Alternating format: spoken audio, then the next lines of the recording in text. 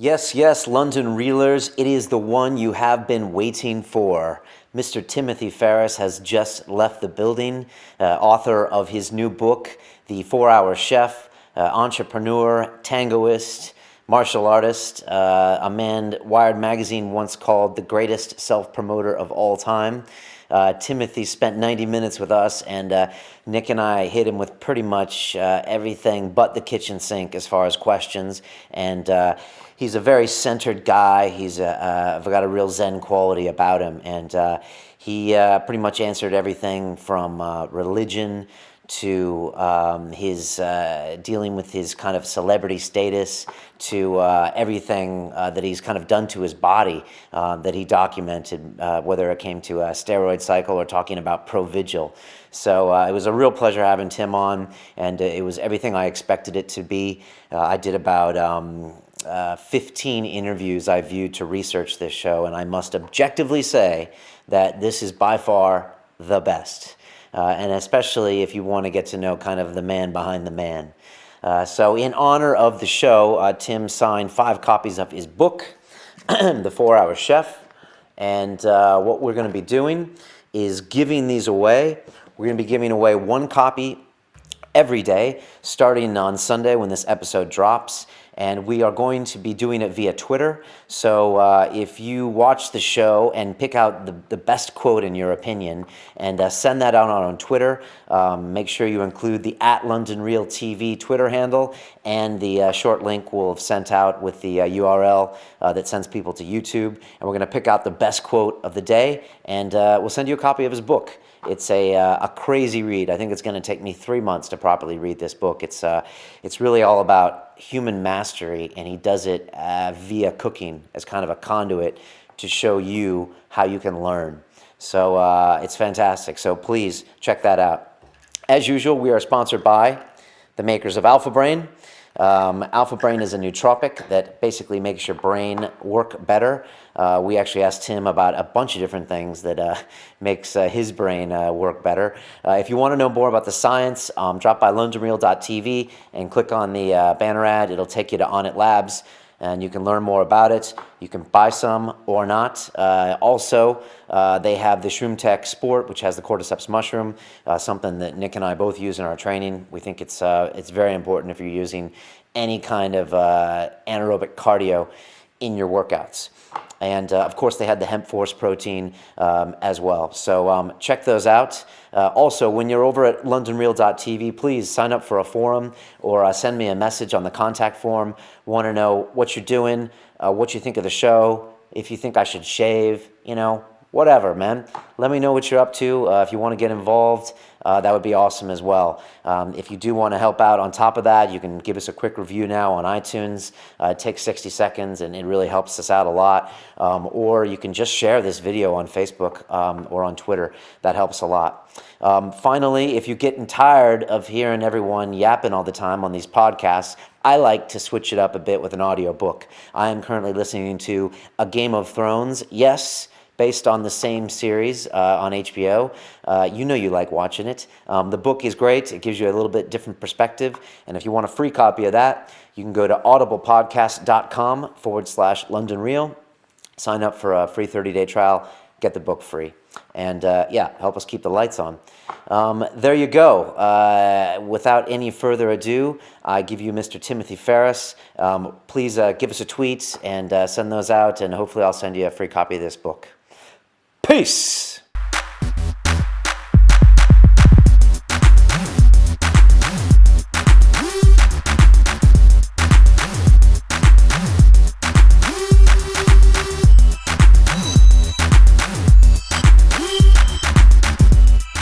This is London Real. I am Brian Rose. This is Nick Gabriel, and joining us today is Mr. Tim Ferriss, who's the author of The 4-Hour Workweek, The 4-Hour Body, and most recently, The 4-Hour Chef. He is an entrepreneur, a tangoist, a martial artist, among other things. Wired magazine named you the greatest self-promoter of all time. In a sea of great self-promoters. Welcome, Tim. It's really nice having you here. Oh, it's great to be here. Thanks for having me. We've been fans of your work for a long time. We'll get into that, more later. But you seem to to hack the system in so many words. It's like, I know it's probably a generalized thing, but that's what I see with what you do, which is amazing. But the thing that blows my mind is that then after you do it, you go and you tell everyone exactly how you did it, including your latest book. You know, on his blog, like a week later after he hits the New York Times bestseller list, Tim's like, this is exactly how I did it. And, you know, in a world where there's, you know, people keep trade secrets, or you're in Silicon Valley, there's people that, entrepreneurs, they try to get an advantage. You go out and tell everyone exactly what you do. Why do you do that? I do it for a few reasons. The first is I don't like to operate from a vantage point of scarcity. I really try to assume an abundance of opportunity, or at least assume that I have the ability to create more opportunities. So I don't see any downside to me sharing the details of what I do.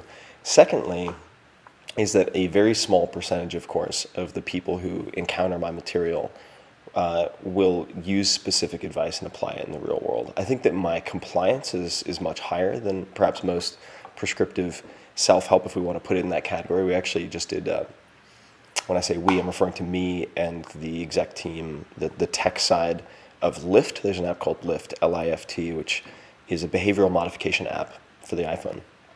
And we tracked about 1,400, let's say 1,400, may have been even higher, like 4,000 followers of the slow-carb diet for 4 weeks, and had an 82% compliance rate.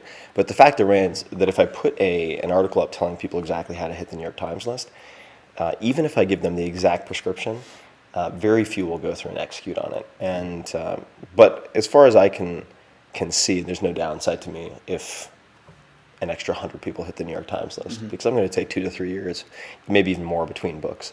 And it's always what I've wanted people to do when I've read advice or nonfiction that is prescriptive in some fashion. It always bothers me when you pick up a book of any type that you want to take a lesson away from, and they take the first 3/4 of that book to explain the problem that you already know, or you wouldn't have picked it up in the first place.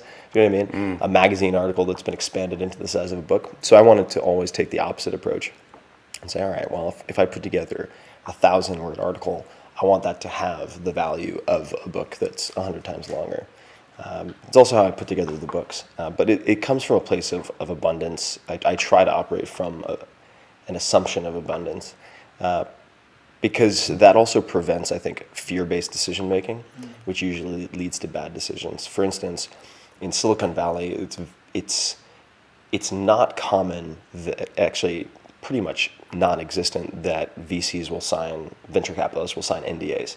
They just don't sign NDAs, non-disclosure agreements. They don't do that anymore. They never really did. Oh, okay. And the reason being, if a venture capitalist assumes, if someone has a good idea, that there are half a dozen to a dozen other teams, smart teams, working on the exact same idea. It's very rare that someone has a truly original idea that no one else is working on. And what that means is the idea isn't good enough. And if you only have one idea, you're not going to succeed in the execution anyway, because you have to be able to improvise. And if you're good at improvising, you're going to have other ideas that you can capitalize on. So that is, I think the ethos of Silicon Valley is actually something that has affected me since I moved to the Bay Area about 12 years ago as well. The idea that if you can generate one idea, you should be able to generate more. Otherwise, the company will eventually fail. And it can't succeed on the merits of the idea alone. You have to execute. So you hire the guy based on his execution and his potential future ideas, not that idea. Yeah, I mean, and the idea certainly is a component or an element of it, but it's the devils that are in the details, really, that I think separate the people who succeed from the people who don't. It doesn't mean that you have to that you focus on minutiae. It means you pay attention to the small things that are in fact the big things, which I think is true in BJJ. It's true in book marketing. It's true in book writing.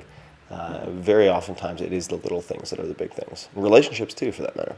But just getting a little ahead of myself. Hey Tim, Get back to that. John Lennon is oft quoted as saying that life is what happens while you're making other plans. And one of the main questions I have for you today is, you're someone who hacks the human experience and you pay attention to all these minute details of every aspect of your life, or that's the way it seems to me. And do you ever feel that maybe you're not in the moment, or maybe you're not enjoying life as much as you could be because you're trying to figure out how to make it as good as it could be? The content that I put out tends to be the highlight reel of that obsessive analytical behavior, but I do think I'm present tense most of the time. Okay. And I do have certain practices or routines that I rely on to help that along, because it's extremely easy, I think, to be achievement focused, so forward driving and goal oriented. What is challenging, I think, for people, it's certainly in the US and I think in the UK and elsewhere, is having the proper balance of achievement and appreciation, the latter of which depends on having gratitude for what you have in the present state and your quality of life.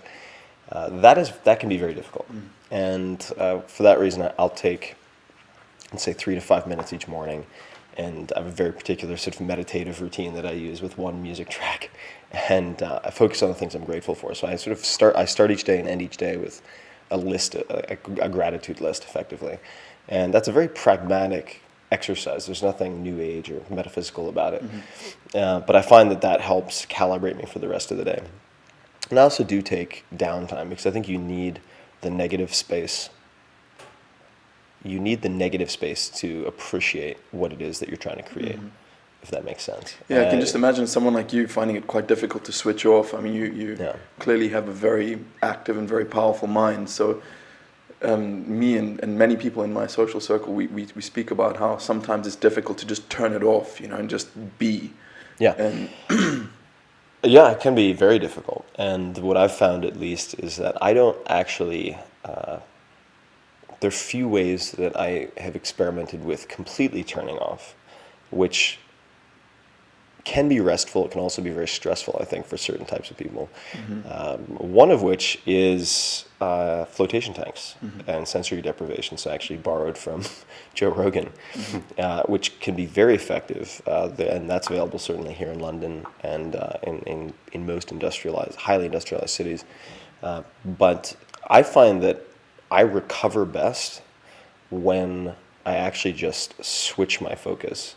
So instead of doing nothing, I'll focus on doing something that's completely unrelated to what I had been focusing on, if that makes sense. Active rest. Yeah. And this is in a mental capacity, but also a physical capacity. So if let's just say for the last year and a half, I focused on writing The 4-Hour Chef and putting out The 4-Hour Chef, and it's been a huge project with, in every respect, a startup. I mean, there were a team of 40 to 50 people at the peak, and in every time zone imaginable. It was a really large project, and I've gone to the gym and focused on, let's say, deadlifting, occasional swimming, etc. And so when I switch off, the way I'll probably do that is by focusing on, let's say, learning a new language in a different location with a completely different type of outdoor exercise. And I'll find that helps me to recover better than trying to create emptiness. I'm guessing the more exciting or harder way is you once spoke of taking large doses of magic mushrooms as an ego reset. It was your annual ego reset, I think you mentioned on your first Rogan appearance. Oh, yeah. Is that something you still do? Yeah, that hasn't changed. Wow. Yeah, and I think the reason that reset helps is very similar to why the context switching of wholeheartedly focusing on something unrelated to work is relaxing, and that is, it strips away a lot of the internal dialogue and the planning that I think pulls you out of the present moment. And magic mushrooms are certainly a very strong, forceful way to make that happen. But I think it can be done by putting yourself in a very different set of circumstances that forces you to focus on something you don't typically focus on. It doesn't have to be a candle flame that you meditate on. A few months ago, I took my first trip to Alaska, which was really life-changing for me. I ended up 5 to 6 hours total flight time north of Fairbanks, which is well above the Arctic Circle, arguably the most remote point in North America. And we were dropped off in a small seaplane on the side of a lake, and they gave us our satellite phone, and we threw all our gear out, and they said, "We'll see you in a week." And we ended up hunting caribou, fishing, and foraging blueberries and whatnot for the entire time there. No phones, no calendars, no computers, not even any books or magazines. Didn't do any reading. It was just Really? all manual labor and working for food and making food. And it was I kid you not, it was probably only 5 or 6 days, but when I came back from that experience, it was like I'd taken a 6-month vacation. Okay. Because Did you miss the tech? Did you miss any information technology whatsoever? I didn't. But Steve Rennell is a cool guy, so you Yeah, can hang out with him, right? Yeah, the whole crew was amazing. I mean, we had 4 or 5 people there. Steve Rennell is amazing. I recommend people check him out. He's a fantastic writer too, really good writer. He is the Scavenger's Guide to Haute Cuisine. He's written an entire book on the history of the American buffalo. He's a real phenomenal character, hysterical too, because he sounds like a redneck, but he's written for the New Yorker. He's hysterical. I love. He's a good chef as well, right? Oh, yeah. He's funny though, because you read his stuff and you're like, wait, you wrote that? Because you'll be talking to him and he'll be walking you through field dressing a caribou, and he'll be like, yep, grab his pecker, cut around his scrot, and you're just like, what? You write for a living? Brian just confided in me before the show that he had hunted and killed squirrels in his past, which blew my mind. Oh, yeah. I have some family in Arizona and Colorado, so I'm one generation removed. But I saw some of the clips of you on Meat Eater, Yeah. and obviously some stuff in your book where you're really cutting an animal open and pulling out its warm organs. Yeah. And you said you felt some weird kind of comfort, right? When you were This doing is it? hard to convey. Yeah, it's because but I'll do my best. I think it's important for background to explain to people that I was always averse to hunters and hunting. I grew up on the eastern end of Long Island in New York, where we have a huge deer problem. There's massive overpopulation, and therefore you have all sorts of issues. Lyme's disease, for instance. We have the highest incidence of Lyme's disease, highest density of deer ticks. Therefore, we have extended bow hunting seasons. And my family, I grew up on effectively a farm. The property was previously a farm, and we had deer come across our property, injured deer with arrows sticking in them, and from hunters who hadn't done the job properly. And they would die on our property, and we'd have to clean it up. Or like the dog, I remember my dog came back. Frank, he was a mutt, a rescue, but he came up to our door with a deer leg at one point. We're just like, good God, what is this, the Flintstones? And we would find beer cans on the side of the road left from hunters who had been trespassing on our property hunting deer. So I always had this very negative impression of hunting and hunters, and I thought it was very wasteful because that's what I saw.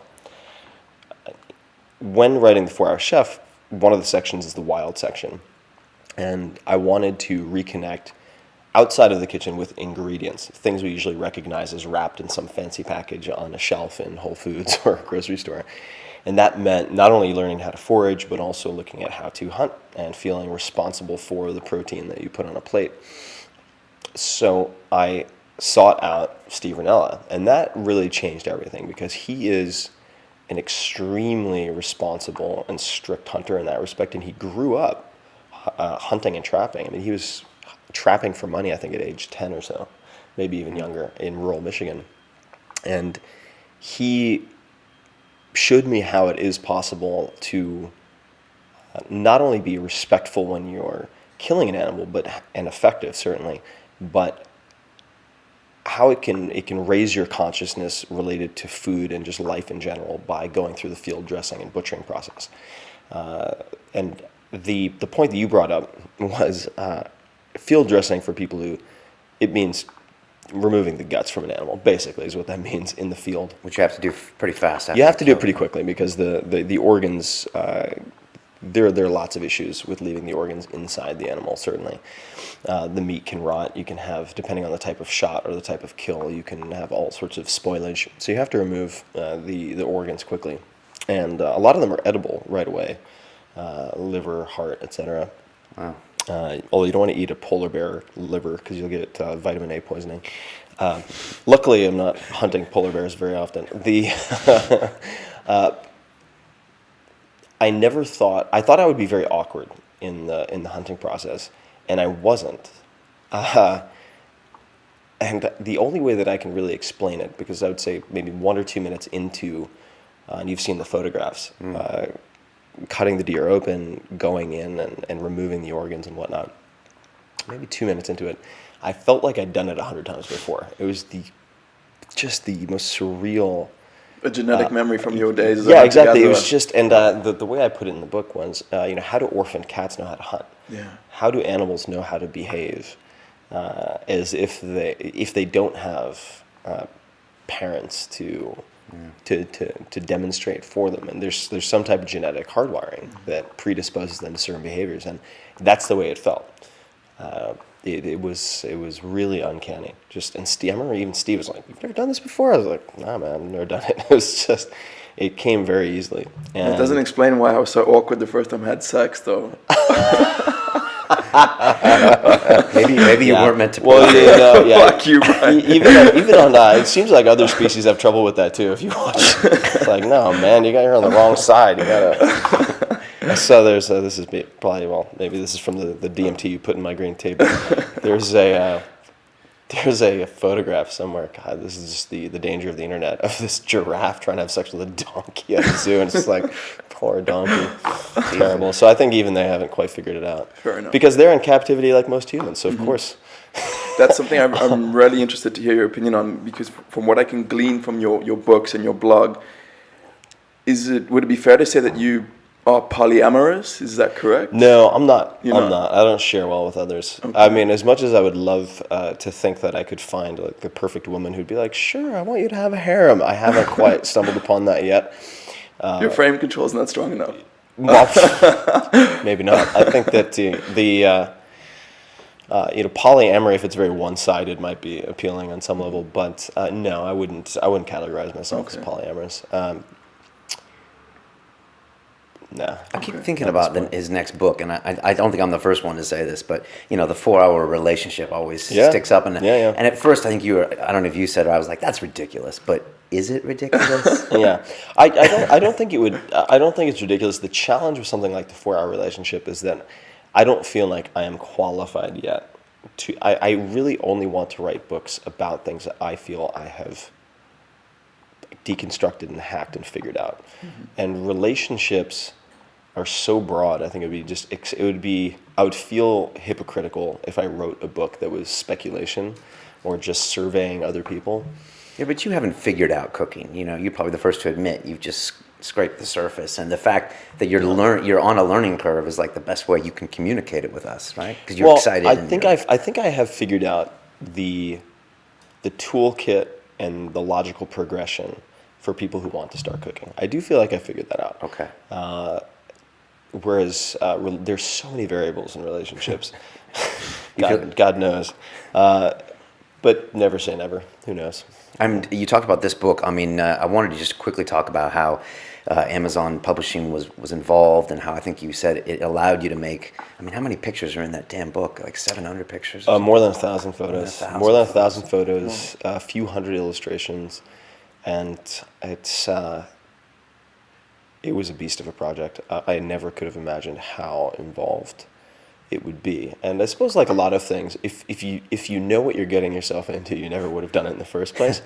But it's that ignorance is sometimes a real blessing in disguise. There's actually a commencement speech I watch pretty regularly from Neil Gaiman, who's a writer, became very well known for writing the Sandman series, and has since written many books, which have been turned into movies and children's books and so forth. But he gave a commencement speech. I think it's titled generally "Make Good Art," but he talks about the benefit of not knowing what's impossible, and that this book would have been impossible to put together. I think almost anywhere outside of Amazon Publishing, because they have a very long-term view of these types of investments. And this book is extremely expensive to produce, and was extremely expensive to put together. So I'm very grateful that they were supportive and willing to put together a book that's almost 700 pages, even though it was slated to be 250 pages. Right. So I remember the meeting when oh God, this big meeting. We got together to do this State of the Union catch up. How's the book going? Oh, great. Yeah, it's going really well. And so I had my agent, and I was like, all right, Steve, I'm going to let you handle this intro of our big topic that we need to discuss, which was page count, and had all the Amazon folks in the room. And it was one of these like coffee spitting moments. They're like, wait, what? How long is this? What? It was pretty hysterical and awkward. But ultimately, I'm not. A lot of people think that my decision to go with Amazon, or some in the old guard view it as this anti-bookstore move, which it isn't at all. It's a pro-reader move, right? Like the physical book gives the optimal tactile and learning experience to my reader, and that's what I wanted to produce. And at the end of the day, I am a product guy. And even though I may be known as a marketer, like, the marketing starts when you build your product. That's right? interesting. You know what I mean? Yeah. And if you look at the way the book is spread, it's all based on content and serialization and excerpting and whatnot. The ride's been wild though, man, and it's been incredible to watch the publishing world change, and just the content creation and delivery world change. It's the Wild West. It's never been more exciting. You had Barnes and Nobles and a few other shops boycott your book, right? Oh yeah, had more than 1,000, well over 1,000 stores boycott the book, including, like you mentioned, Barnes and Noble, which is the largest book retailer in the U.S. And that was an attempt on their part to make an example out of me, which didn't exactly work because I ended up hitting the lists anyway. Although there's a lot that went into that, as you know from seeing the post. Yeah. The primary advantage that Amazon has is the same advantage that you have with your listeners that I have with my blog readers, and that is they have a direct line of communication with their customers, with their end users. Traditional publishers are business-to-business companies. So the VP of sales at Simon & Schuster or Random House will sell to the head category buyer at Barnes & Noble or Books A Million or whichever retailer it might be. They do not know their customers or their preferences, let alone have the ability to communicate with them. And it was extremely appealing to me to have the opportunity to work with a world-class technology company trying to reinvent publishing, as opposed to continue what I had been doing, which was work with very good, but nonetheless traditional publishers trying to learn technology. Totally different games. Like it wasn't a choice between publishers, it was a choice between publisher or technology company. Did it hurt you not being in Barnes and Noble? And Oh yeah, absolutely. I Just mean, in the total book book sales, I think? it hurt in total book sales. The book should have been #1 New York Times without question. It debuted at #4, but there are antiquated metrics being used in the publishing world, as there are antiquated metrics being used in a lot of places, including online. I mean, there's a difference between sort of actionable metrics, vanity metrics, and then just bullshit subjective metrics, which quite frankly is what the New York Times list is. If you look at BookScan, which is the most objective reporting for point-of-sale purchases of books, you can see, I think it was the first week that my book came out, the book that was #2 on the New York Times had sold fewer copies than the book that was listed at #10. Yet the reporting mechanism is unknown for the black box that is the New York Times. Sounds like the US election polls. Yeah, well, politics, man. Sounds like the Argentinian sounds economic like, office. Sounds like every aspect of politics everywhere. From Machiavelli to Italy to God, you name it. Hey Tim, you make you don't hide the fact that you're a pretty prolific user of nootropics, and Yeah.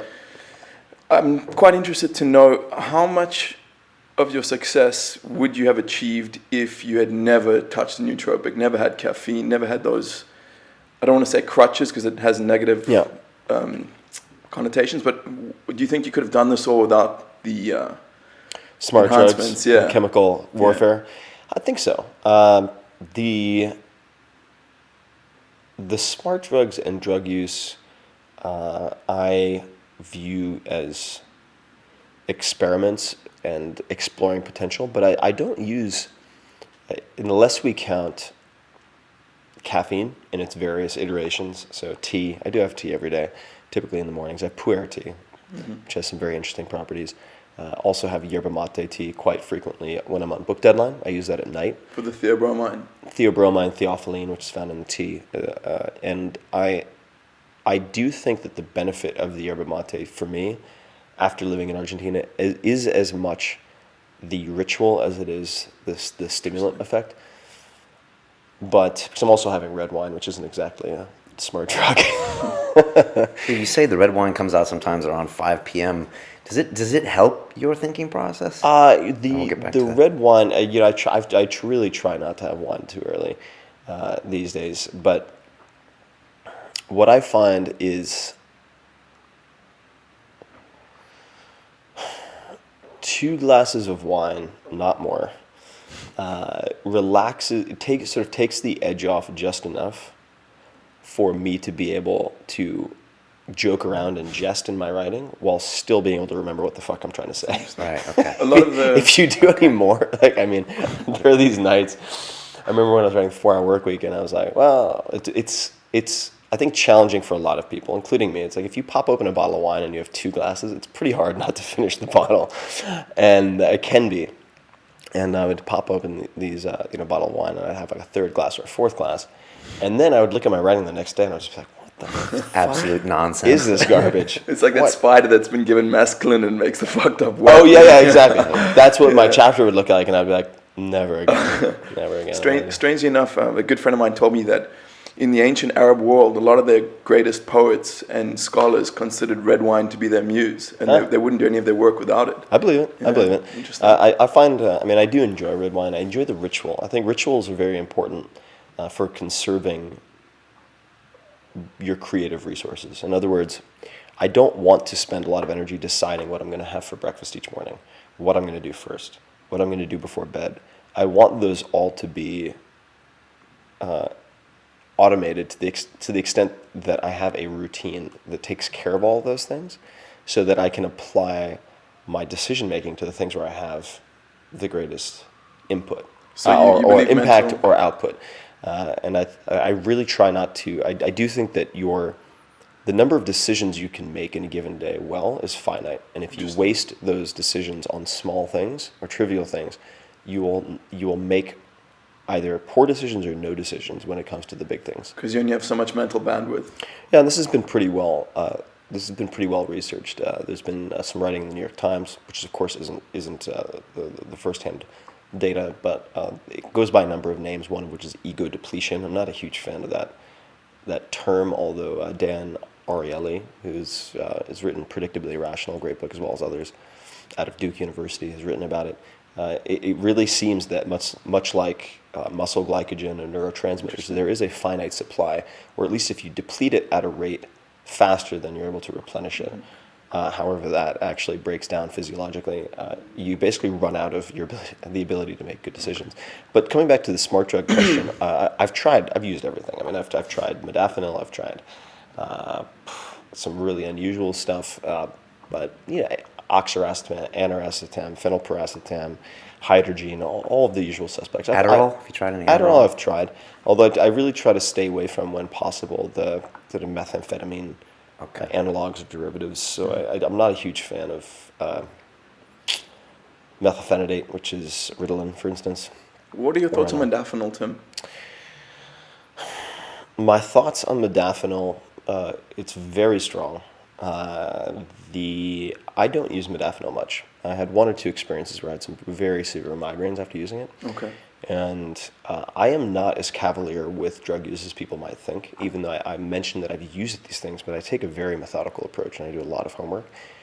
I would sooner do an extended cycle of low-dose anabolic steroids than I would use modafinil consistently. Which leads me to my next question. But to touch on the modafinil just one more time, I do believe that with most drugs there is an side effect correlation. So if you're getting a very strong positive effect, there are side effects whether you're able to identify them or not.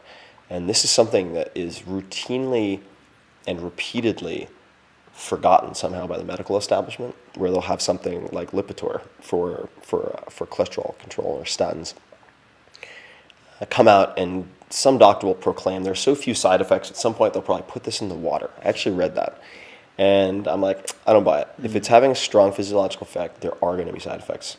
And lo and behold, there are all these issues related to it. And I have to believe, much like that, much like MDMA also, which was thought to have no side effects for quite a while until people realized that it turns your serotonin receptors into these wilted flowers. I I believe that modafinil probably has very pronounced side effects, and because of its strength, I use it very intermittently. When I was writing the 4-Hour Body, I used it once or twice to pull all-nighters to get over writer's block, and that was it. What is it for people that don't know? So modafinil is it's commonly known as Provigil, and it has historically been prescribed as an anti-narcolepsy drug.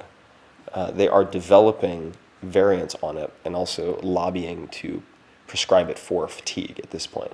And it's been used extensively by military. They use modafinil as well as Ambien quite a lot when they're deployed, as well as Olympic sprinters. Olympic sprinters use modafinil, which was a lot of there are a lot of Olympic sprinters who have been diagnosed as narcoleptics, Really? which is just a bullshit self-defense for just when they get caught using modafinil, which is it's on the banned list. It just helps them fire those synapses, or just focus, or who knows? It helps them run faster. Run faster. Yeah, there are plenty. Man, I took one before a jiu-jitsu tournament once, Really? and it was mind-blowing. Yeah, it's pretty wild. Unbelievably powerful drug. Yeah, Really? it's really strong. Did you feel any side effects from it? Yeah, I got a massive migraine as well. Massive migraine. Yeah. So the brain is an extremely sensitive instrument, and the body operates with many sophisticated feedback mechanisms. It's extremely hard to get a free lunch. Do you believe that about any drug? I feel like it's extremely hard Okay. to get a free lunch with biochemical enhancement. I guess the only way doesn't is stop me from playing around with it, but I recognize there's a penalty you pay. There's a cost you pay, and you have to be prepared to pay that that debt.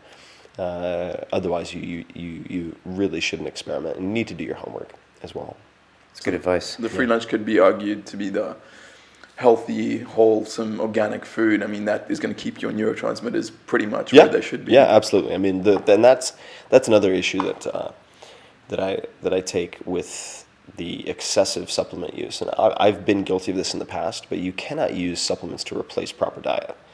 I mean, It's very seductive to think that you can take a handful of pills each morning and make up for subpar diet. It's impossible. It's not possible to do because precisely for the reason that to create a supplement, scientists have to isolate the beneficial factors or elements of food, and it is, I think, naive to believe that they're capable of isolating all of the various cofactors and interdependent aspects of food. Because there are many examples of the folly of believing that you can, like isolating beta carotene.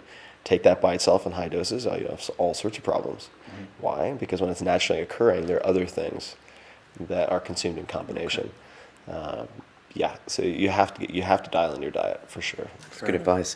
Tim, you've talked about this startup company you made to create this book for 40 or 50 people. Yeah. And you've talked about a little bit about what your work day is like. I know you have all sorts of crazy ideas, like you don't have a to-do list, you have a not-to-do list. Yeah. You have an email game, which I guess limits the amount of time you spend on email. I was wondering if you could just walk us through a typical week in your life as far as how you manage a big workflow and just the little things that you do.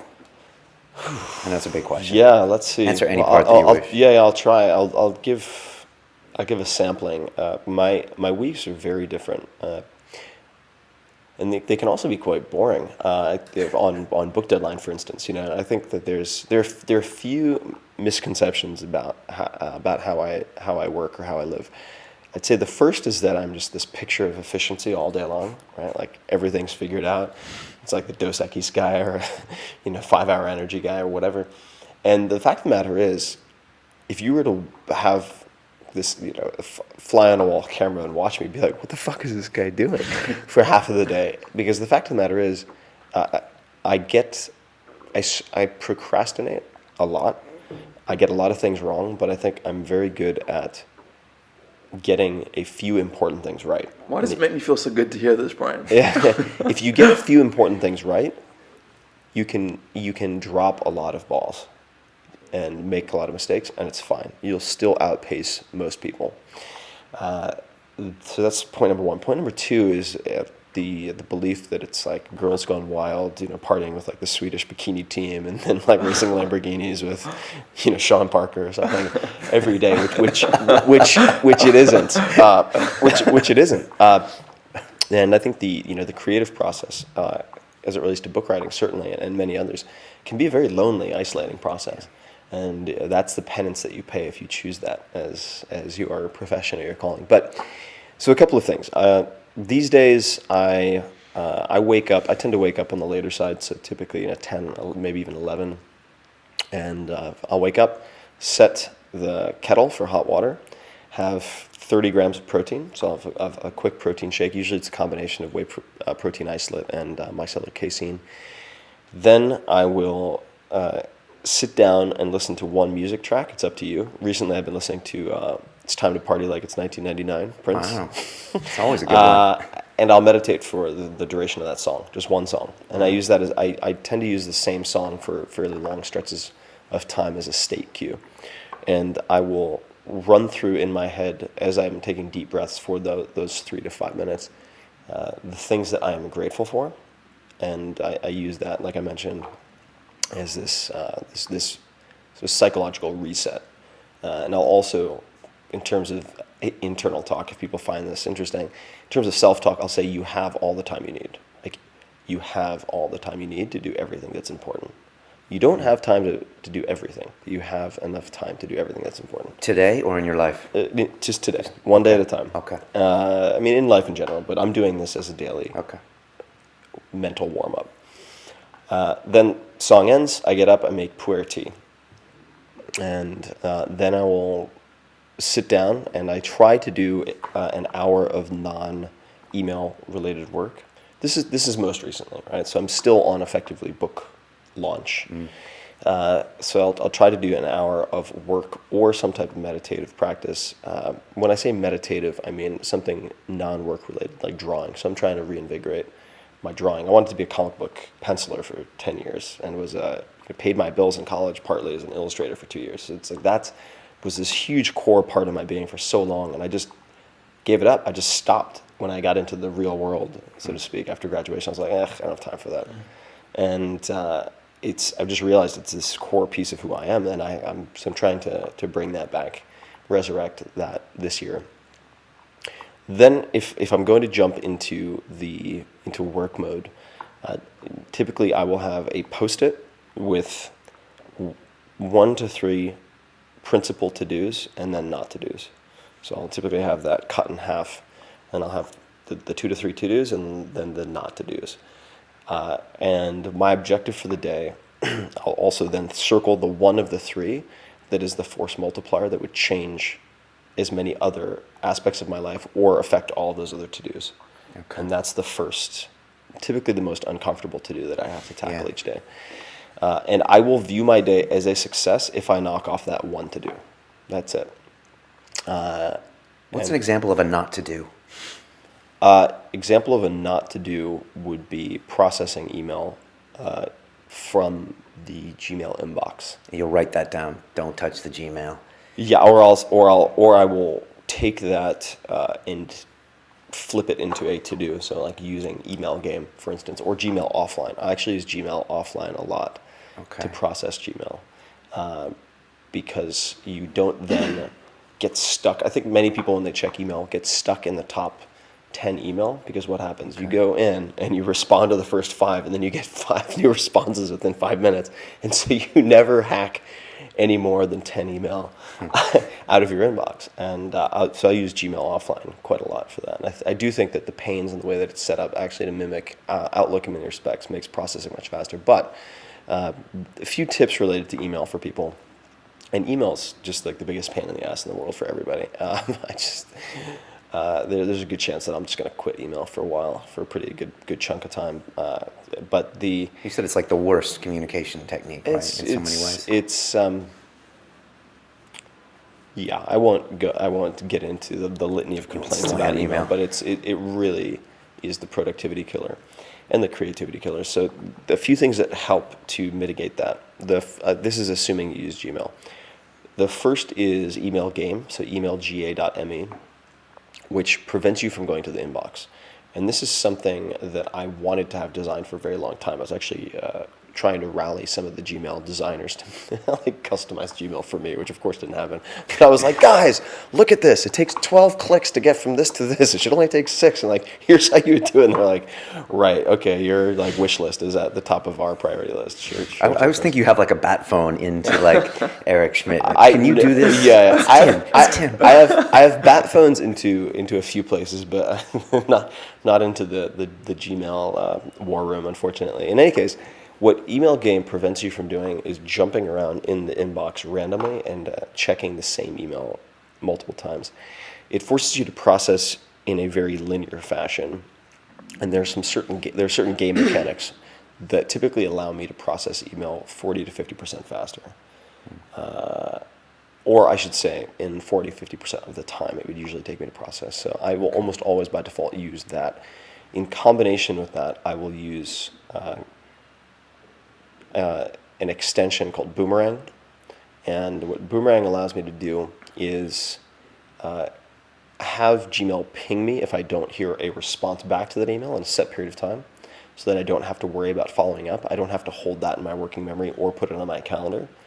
I'll use Boomerang. What it also allows me to do, which is very important, is I can schedule my response to be sent at a future point in time. What that in effect permits you to do is to take, let's say, a week break from email. How do you do that?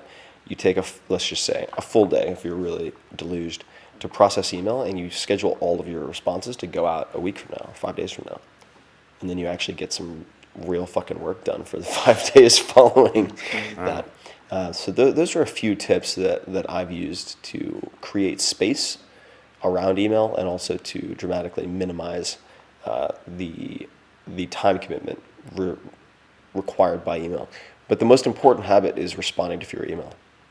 I mean, Robert Scoble, who's a friend of mine, very well-known technologist, but he at one point told me, and he's known as the human aggregator. I mean, this guy consumes more information than anyone I know. And he said, for every email I send out, I've done the math, I get 1.75 in response. So you can see that doesn't scale. That doesn't sustainable. like answering more email does not fix your problem. It actually makes it worse. So you'll choose ones not to respond to. Yeah, you have to be very judicious. I'll give you one more thing that I do. So let's just say I take, and we can talk about the literalism or non-literalism of the 4-hour work week in a second, because I think it's important to touch on that. But let's just say I'm taking 2 hours prior to lunch each day to focus on something that one would designate as work. Right? I will then typically walk about an hour to lunch to get outside, and ideally in the sun. In San Francisco, sometimes it's challenging. Certainly in London, it's a real hassle.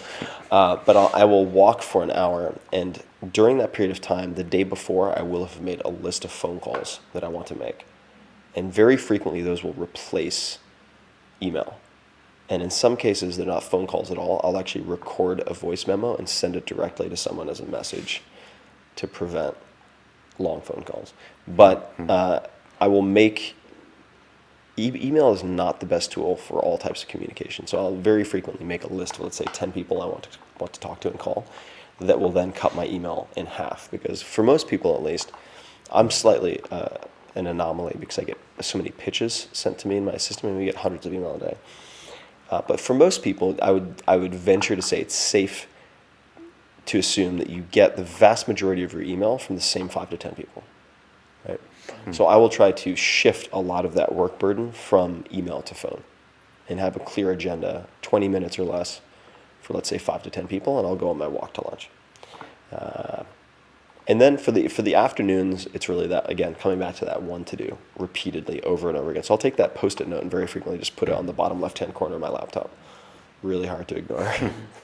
And make sure you get it done. Yeah, make sure you get it done. Tim, coming back to you hacking the human experience, there's a question I was thinking about last night that I wanted to ask you, and I'm not sure if I formulated it correctly, but let me give it a shot.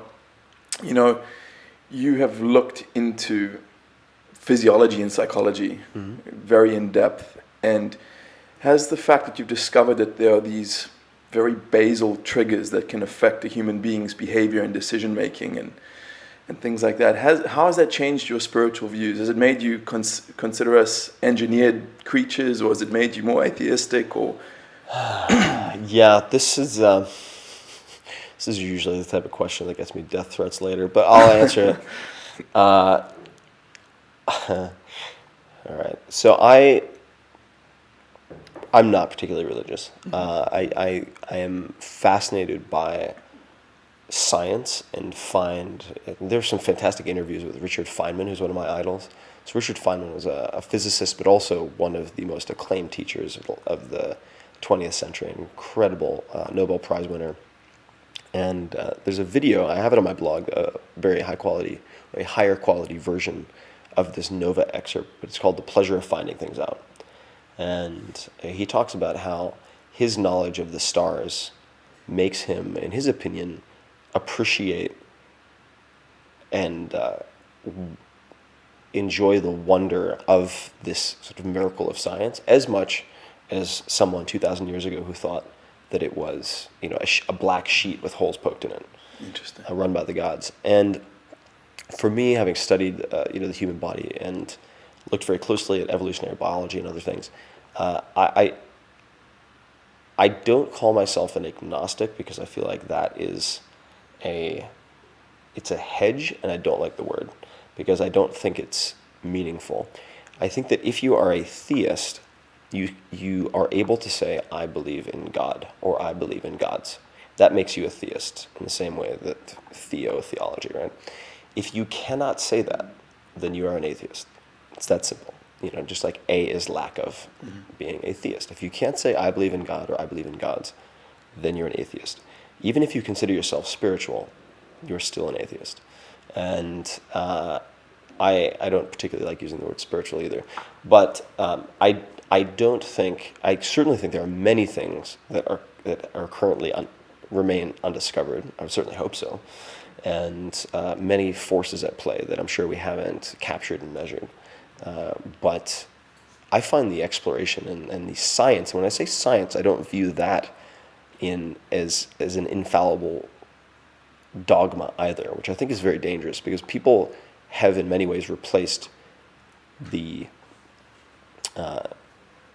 replaced what religion served with this unswerving belief in whatever scientists say. And I think that's just as dangerous. You shouldn't just take people's words for it. But for me, it's the investigation and the experimentation that I find so fascinating and so much fun. So I would say my sense of amazement and wonder related to the world has just grown over time, but it hasn't made me lean towards any primary religions. Fair enough. I do read a lot about religions though, and I took religion classes in college, for instance. Very fascinated by some of the traditions and thought systems and philosophies of whether it's the red letter Christians or or looking at Judaism and Kabbalah and all of this, or even the Quran and whatnot. I do find a lot of the thought systems and teachings fascinating, but I wouldn't consider myself a theist. Fair enough. Yeah. That's a good answer. It's a good question too. Yeah. What's San Francisco like, and what city would you live in if you weren't there? I know you're from the East San Coast. Francisco, a lot of nerds and dirty hippies, mostly. Is everybody pitching a startup? That's what I think. I always think that everyone's pitching a startup. Yeah, San Francisco, I really believed for a very long time that I couldn't live anywhere for more than 6 months. I really felt that for a long time because I had lived so many places where I grew bored after a pretty short period of time. And that could have been a reflection of just where I was as a person, being very restless and maybe not having direction or a sense of purpose. That could have been part of it, but San Francisco just satisfies. It checked off so many of my check boxes. All of these ideal characteristics of a city or an environment for me. I really can't see myself moving. I mean, it's so odd to hear myself say that, but the Bay Area, so not San Francisco specifically, but the Bay Area itself is just such an odd collision of so many usually separate influences and ecosystems and communities. It's extremely hard to find elsewhere and extremely hard to replicate elsewhere. So you have Silicon Alley in New York, or you have Silicon Roundabout here, or you have Silicon fill in the blank elsewhere. Right. But it's extremely hard to just create a recipe for Silicon Valley and replicate it somewhere else, for a great host of reasons. But the Bay Area is it has, for me personally, a wonderful blend of physical beauty, just natural beauty. So it has a very European look to it, but you also have incredible physical beauty within spitting distance. I mean, I live a 10-minute walk from the subway. I'm just picturing Tony Stark's house on the corner of It's not that far off, although my house is more modest than Tony Stark's. But I'm a 10-minute walk to the subway, but I'm also, which means I can be downtown in maybe 15, 20 minutes, the equivalent of Fifth Avenue or High Street here, let's say, or Financial District. But I can also, in the same 10 minutes, walk into a canyon in a park where I can rock climb outside in the same 10 minutes. That's very cool. And I can go skiing and surfing in the same weekend if I want. I could go to Santa Cruz and surf, and then go to Tahoe and ski the same weekend. Cool. It's a wonderful jumping off point, and it is, in my experience, very unusual that you have simultaneously this huge economic and business engine, which in this case it pertains to startups, and that creativity is also found in the arts. You also have incredible ballet and dance. You have some of the most incredible filmmakers, certainly in the U.S. I mean, Francis Ford Coppola, George Lucas, etc. And you have fantastic food. I mean, I love eating. Right? Mm-hmm. So you have all of these things in one place, and it's very difficult for me to find all of those things in other places. I find bits and pieces, but I haven't found all of those things in any one place outside of that area. If I had to live somewhere else, it would have to pertain to a specific period of time for me, or a specific objective. I could see living... Like Buenos Aires when you tangoed. Right, exactly. Good for a while. It's good for a while, but doing business in Argentina? Are you kidding? No offense to the Argies out there, but my God, it's just forget it, right? I could see living in Austin, Texas for a period of time. Okay. For those people who may not be familiar with Texas, if you imagine Texas as a red state, meaning a Republican state, Austin is like the weirdest little focal point of blue and hippies and tattoos and good food and music. It's a big music scene. And I got to know Austin in a few ways. The first was actually through a job offer. I almost moved to Austin after college. Trilogy Software. There's a big startup scene in Austin. Okay.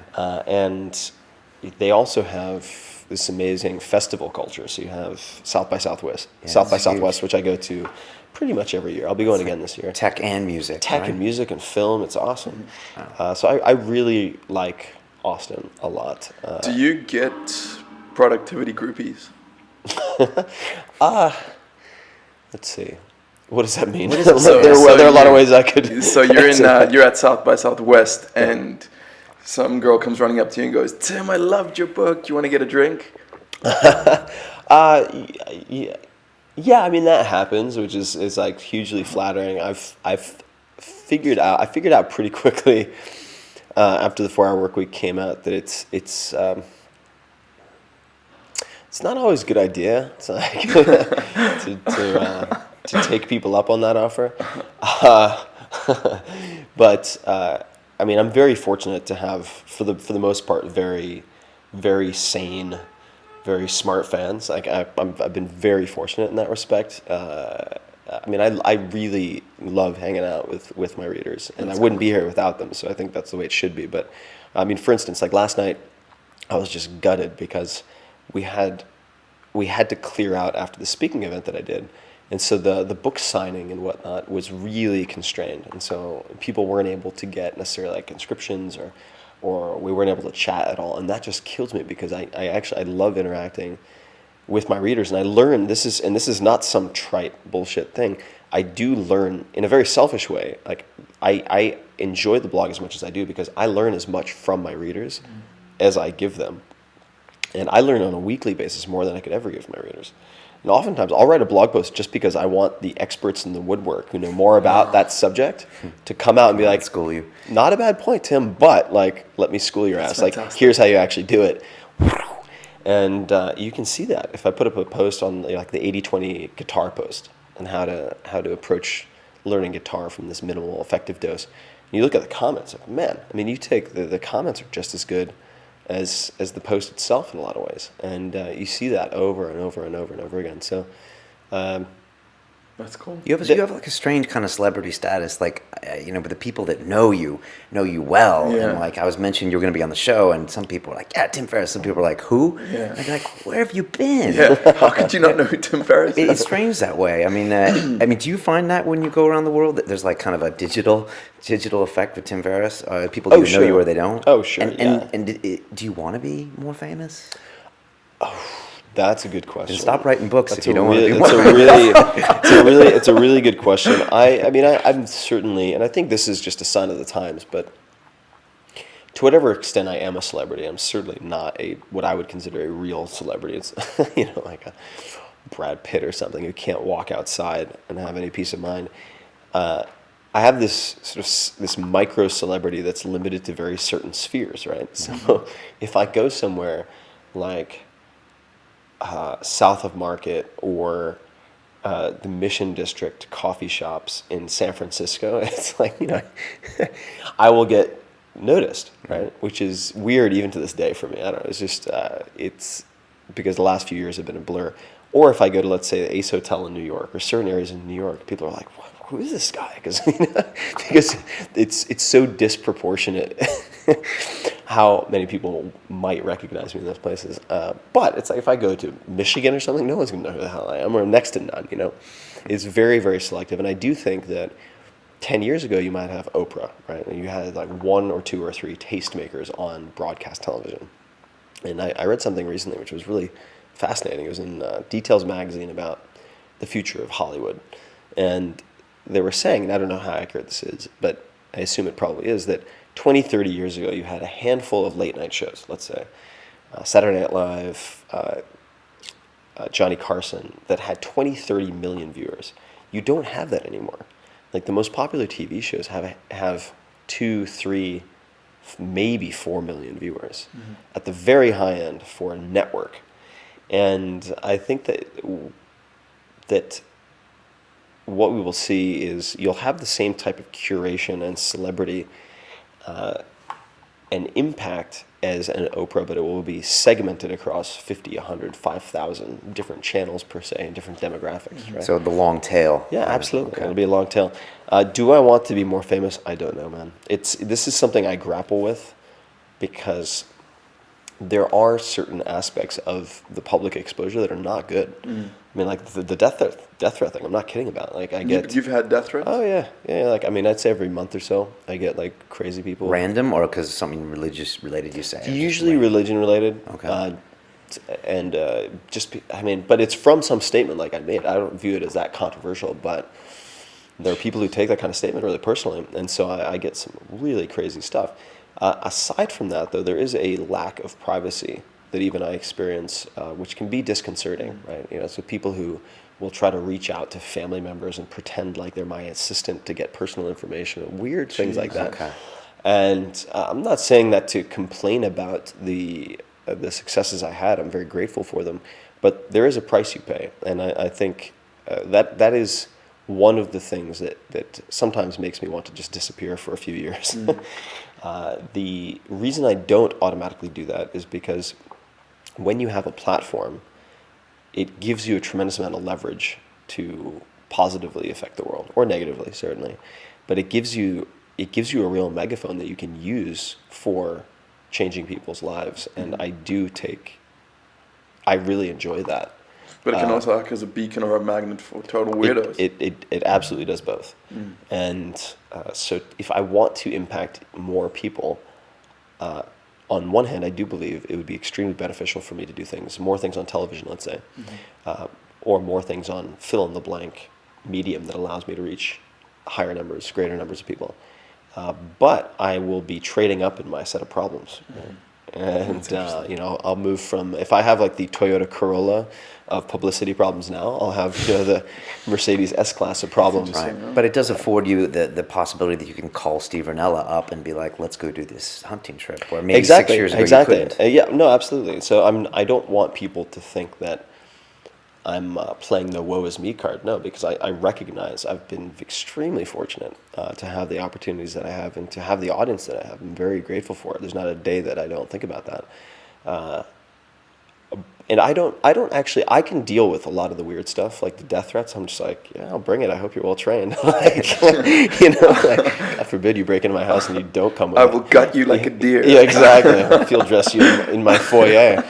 But what I worry about is almost all family related, because I've been dating the same girl for 2 years. She's great. There will be a point when I have a family, and that's when my tolerance for that kind of shit is going to really get extremely low. When you're out in the public, and that's when. Yeah, like if people mess with my family, I don't trust myself to respond tactfully to that, and. Yeah, I have the same problem with London Real. I get stopped in the tube now. But it allows us to get good guests like Dorian Yates. It's funny, like it was an MMA fighter, Quentin Jackson, who was talking about his groupies. Rampage, man. Yeah, he's great. But he was like, all my groupies are men. Well, you don't get it. Well, exactly right. So they all want to have sex with me. Well, in the tech world, I had a buddy who's like, he's even better known than I am, and he said. It'd be one thing, and he has a long-term girlfriend too. He's like, but in the early days, like it would have been awesome if I had all these really hot female groupies. It's like, but I didn't. They were all like 15-year-old sweaty palm fanboys. And he's like, which is cool, but at the time, as a single dude, it would have been nice. A couple of hot girls. You must have a geeky male fan base. It's pretty well rounded. I have a very eclectic fan base. Eclectic, all right. I do have the tech fan base, which is a really cool really cool fan base to be able to communicate with, because I see a lot of things before the general public sees them, which is a lot of fun. But I also have some really eclectic audience, because the books span such a broad spectrum of subject matter, right? So with the 4-Hour Body and all these really odd physical experiments and powerlifting, ultra endurance, I know some of the top powerlifters in the world, but I also know a lot of like Navy SEALs and snipers and Rangers and stuff, because some of these guys are just,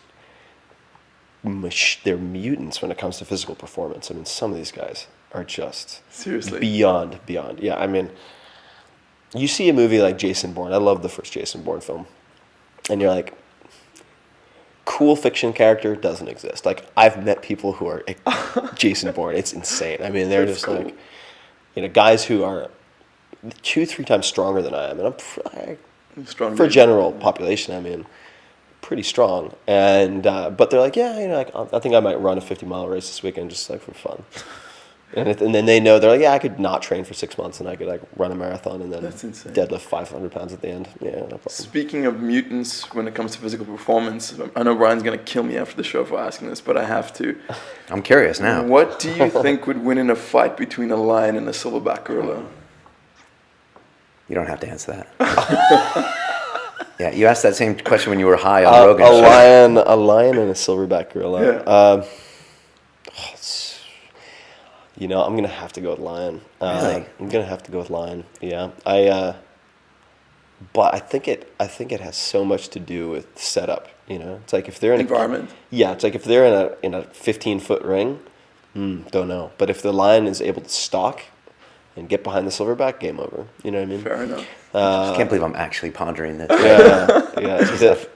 I just feel like silverback also, I think, if I had to really drill down, I think would have the most force production at a range that would be similar to a kickboxer in a way, if you follow my meaning. Yeah. So once the lion has its head here, I really just don't think there'd be much. I don't think a silverback has all too much pressing power. Okay. All right, that's it. In any case. You were talking about... I'd give it to the liger over both of them. Liger. You're talking about living in Silicon Valley, and you're surrounded by entrepreneurs all the time. And I know you've been involved as like an angel investor or advisor in you name it, like Twitter, Facebook, stumbled upon all sorts of companies. Yeah. And when I see you come out with this book, like one of my first questions was like, why do you do the book? Is this like a Tim Ferriss, almost like, is this your performance art? Is this kind of how you express your creativity to the world? Because you don't have to do this, I don't think. No. And I don't think you do it for the money. I certainly hope not. It's a bad decision if I do.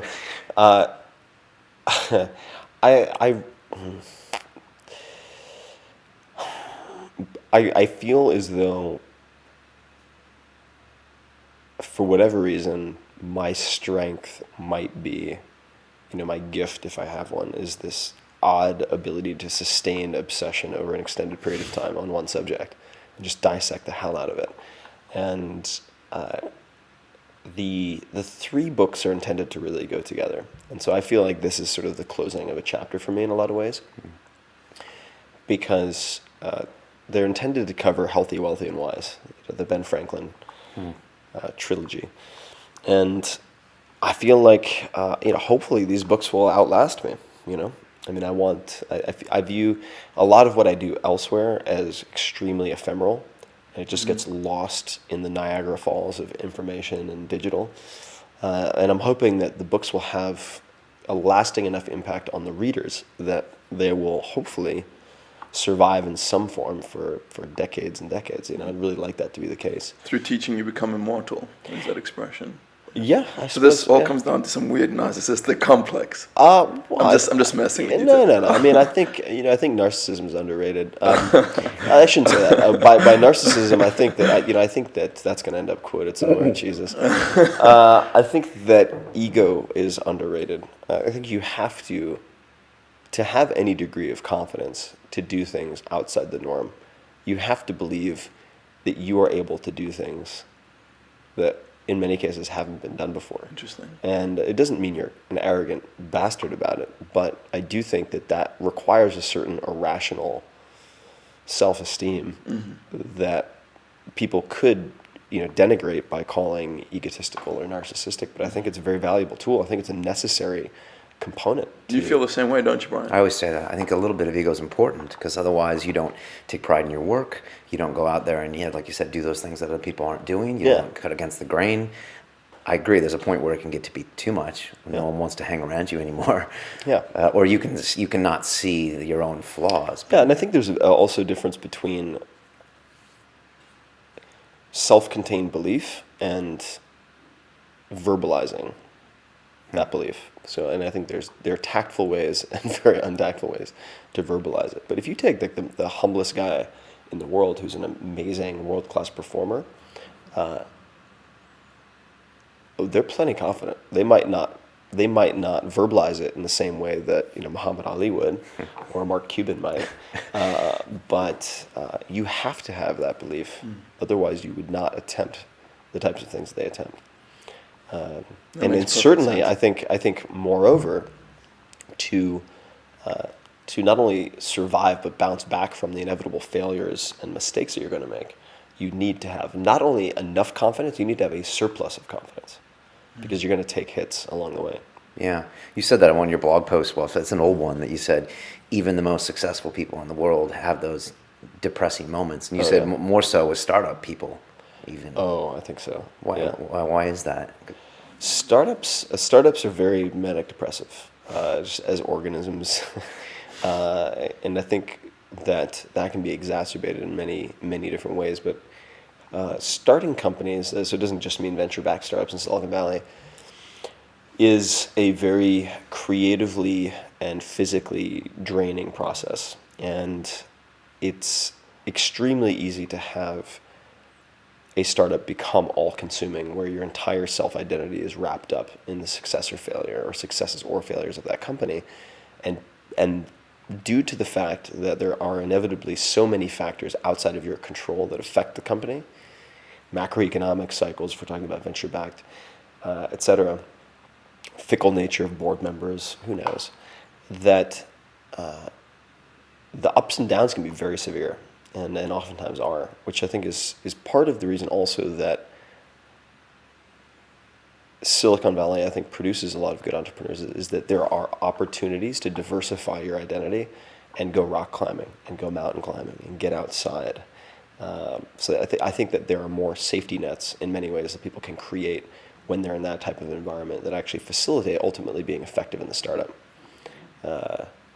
Certainly not exclusive to Silicon Valley, but I do think that's one of the perhaps lesser spoken about advantages of being there.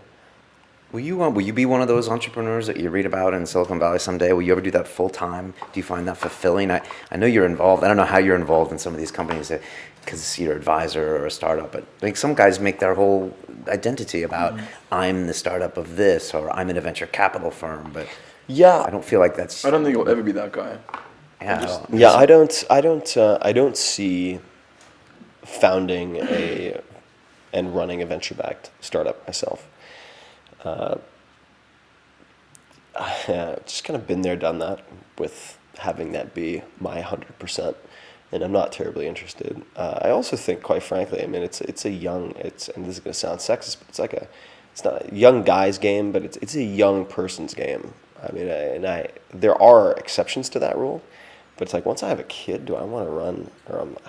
How old are you, Tim? I don't want to run a startup. I'm 35. Okay.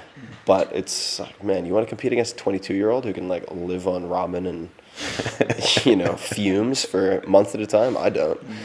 And but I would also say that from a strictly financial standpoint, it doesn't make a lot of sense, I don't think, for me to start my own startup when I can invest in and advise a portfolio of 20 to 30 companies. I mean, I will make more money from my startups than I'll ever make from writing.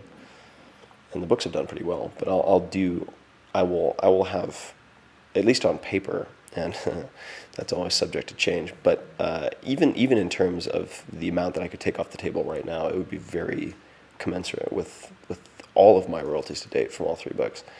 So it also makes more financial sense for me to invest in multiple companies where I can take a meaningful equity stake, as opposed to putting myself into one company.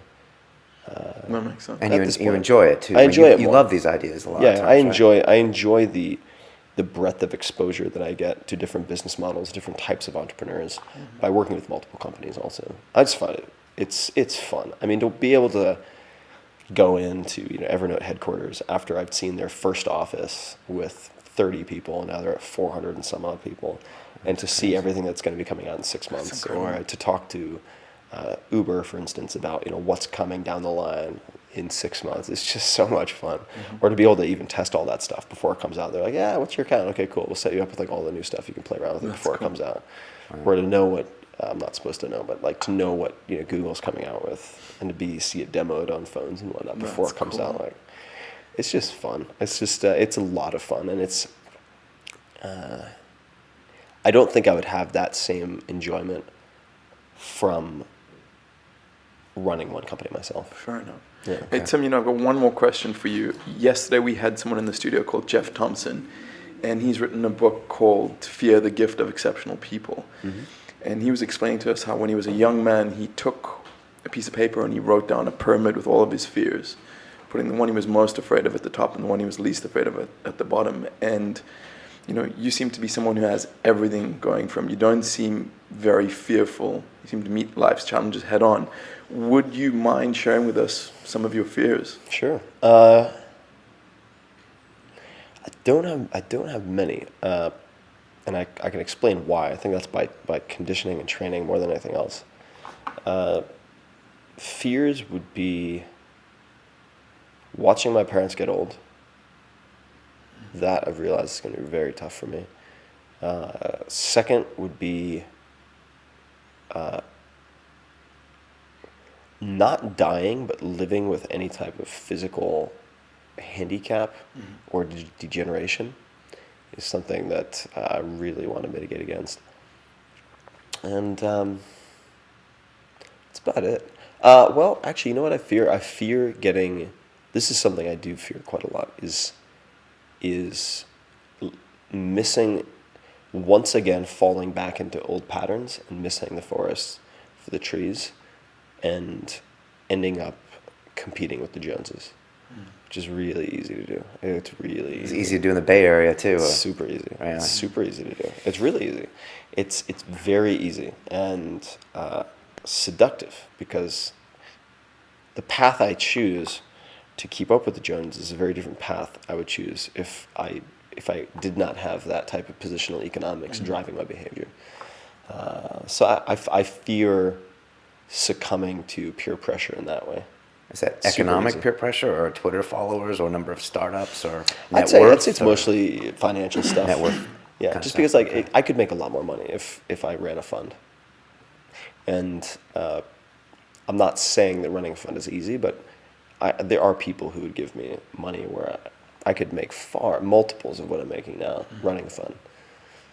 Not really what I want to do. Fair enough. But it's I think it can be very challenging when you are in a peer group where you see people taking that type of path, where let's say your 3, 4, 5 best friends go from making a few $100,000 to a few million to 10 million to 20 million a year. It's like, it's hard to watch when you're like, fuck, I could do that. Yeah. It's really, it takes a tremendous amount of, I think, self-discipline and a different philosophical operating system to contend with that without choosing the same path, because it's not the right path for everyone, but I would say that the reason I don't have more fears, and obviously there are temporary fears that come and go, is I think it's from reading a lot of Stoicism, honestly, and trying to put it into practice. I mean, specifically Seneca the Younger, and Letters from a Stoic. I read your blog post, and that was very It's interesting. such a fantastic book, and really just an operator. I mean, Seneca as a philosopher is sort of my preferred vehicle and my preferred role model, because he used philosophy for other things. He wasn't primarily a philosopher.